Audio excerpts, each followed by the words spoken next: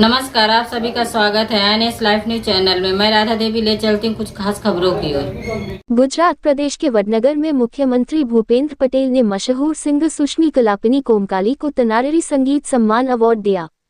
मुख्यमंत्री भूपेंद्र पटेल ने वडनगर में तनारेरी महोत्सव 2025 का उद्घाटन किया, जिसने भारतीय संस्कृति के 2000 साल के इतिहास को सहेजा है। ये फेस्टिवल हर साल गुजरात स्टेट संगीत नाटक academy, sports, youth and cultural activities department Gandhinagar और डिस्ट्रिक्ट एडमिनिस्ट्रेशन मेहसाना की मिली जुली पहल से आयोजित किया जाता है। आज के म्यूजिक फेस्टिवल के उद्घाटन के मौके पर मशहूर क्लासिकल सिंगर सुश्मी कलापिनी कोमकाली को मुख्यमंत्री भूपेंद्र भाई पटेल के हाथों प्रतिष्ठित तनारेरी संगीत सम्मान अवार्ड दिया गया।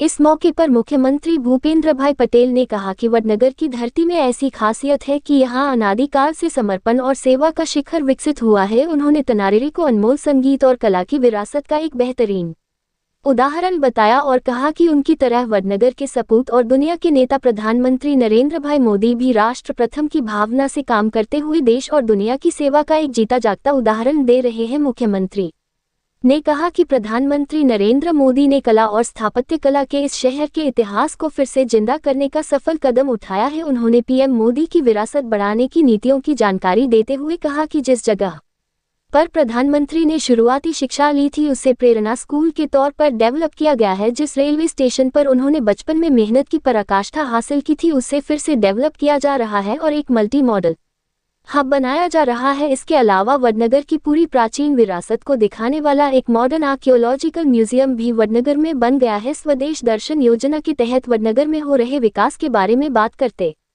हुए मुख्यमंत्री ने कहा कि इस योजना के तहत शर्मिष्ठा झील, तनारेरी पार्क, लटेरी वाव, अंबाजी कोठा झील और किले की दीवार को डेवलप किया जा रहा है। वहीं एक लाइट एंड साउंड शो भी रखा गया है ताकि लोग पुराने हाटकेश्वर मंदिर के इतिहास को जान सके। भारतीय संगीत विरासत की रिचनेस के बारे में बात करते हुए मुख्यमंत्री ने कहा कि आज बीमारियों के इलाज के लिए भी म्यूजिक थेरेपी का इस्तेमाल किया जा रहा है। उन्होंने कहा कि प्रधानमंत्री नरेंद्र मोदी ने ऐसी विरासत को सदियों तक सहेजने और बढ़ाने का संकल्प लिया है। साल 2047 में एक डेवलप्ड इंडिया बनाने के संकल्प को आर्ट कल्चर से जोड़ते हुए मुख्यमंत्री ने कहा कि प्रधानमंत्री की इच्छा है कि आर्ट कल्चर की देसी विरासत बची रहे और आने वाली पीढ़ी को भी इस विरासत को सहेजने की प्रेरणा मिले। उन्होंने सभी से इस आर्ट कल्चर को सहेजने के साथ साथ स्वदेशी अपनाने और वडनगर की इस पवित्र धरती से एक आत्मनिर्भर भारत बनाने का संकल्प लेने का आह्वान किया। म्यूजिक सेरेमनी में अवार्ड विनर सुश्री कलापिनी कोमकली, मशहूर सितार प्लेयर नीलाद्री कुमार और सिंगर सुश्री ईशानी दवे ने क्लासिकल सिंगिंग, क्लासिकल इंस्ट्रूमेंट्स और लोकगीतों की अपनी मधुर प्रस्तुति से वडनगर को म्यूजिकल बना दिया। भक्त कवि नरसिंह मेहता की पोती शर्मिष्ठा की बेटियों ताना और रीरी ने संगीत सम्राट तानसेन के दीपक राग से पैदा हुई आग को मल्हार राग गाकर शांत किया था और उनकी कला के सम्मान के लिए खुद को कुर्बान कर दिया था। उनकी याद में उस समय के मुख्यमंत्री और देश के मौजूदा प्रधानमंत्री नरेंद्र मोदी ने साल 2003 में ताना रीरी महोत्सव और साल 2010 में तानारीरी संगीत सम्मान अवार्ड शुरू किया।